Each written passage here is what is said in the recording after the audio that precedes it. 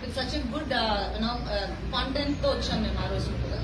And ఇవన్నీ తీసి పక్కన పెడితే ఇప్పుడు గేమ్ చేంజర్ అనేది ఇప్పుడు నేను చేసిన క్యారెక్టర్స్ లో, ఇప్పుడు దిల్ రాజు గారి ప్రొడక్షన్స్ లో నేను చేసిన క్యారెక్టర్స్ లో ఇది నా కెరీర్ లో కావచ్చు, ఈ ప్రొడక్షన్ హౌస్ లో నేను చేసిన క్యారెక్టర్స్ లో కావచ్చు, ఇది వన్ ఆఫ్ ద బెస్ట్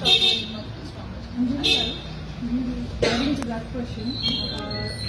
ఒక తెలుగు హీరోయిన్ గా ఈ హైట్స్ రావటం, లైక్ శంకర్ గారు రామ్ చరణ్ గారు ఉంది, రియలీ హైట్, మామూలు సూపర్ హైట్ అది.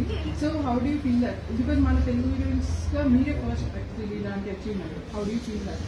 I feel extremely proud and happy, and proud and happy not only for myself. ఇప్పుడు వెనకాల వచ్చే యాక్టర్స్ కూడా ఉంటారు కదా, ఇంకా సినిమాలోకి రావాలి అనుకునే తెలుగు అమ్మాయిలకు కూడా there is a route.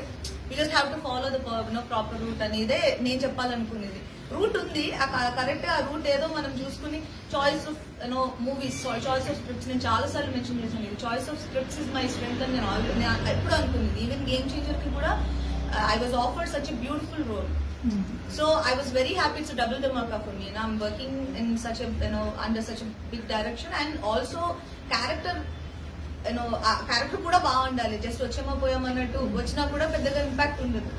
And so Telugu ammayaliki Telugu industry lo if you do hard work you can make a spot anedi nenu chupichallanedi nenu anukunedi. And I hope more girls will come into this.